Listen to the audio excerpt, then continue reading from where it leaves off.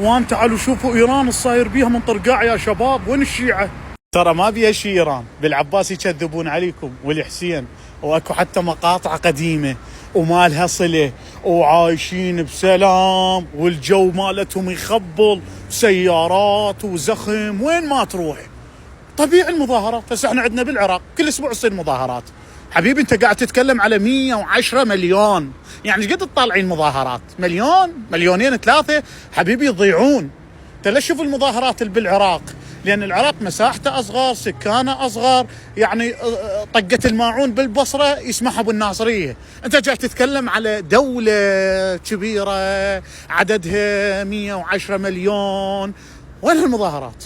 فهاي الخراب اللي قاعد يصنعه الاعلام الممول، الاعلام الخارجي، الاعلام ما له صله ابد، اعلام مقهور من ايران ومن الشيعة بصورة عامة. والتقيت انا شيعة السعودية منورين ايران والله، شيعة الكويت، شيعة البحرين، شيعة لبنان، شيعة السويد هنا لقيتهم، شيعة استراليا هنا موجودين، شيعة اوروبا، كل شي ماكو، والجو طيب والحياة حلوة بإيران وماكو شيء. واللهم يحفظ شيعة علي في كل مكان، في داخل إيران، خارج إيران، في العراق، في سوريا، في الكويت، في أوروبا، في كل أنحاء العالم. حياتي.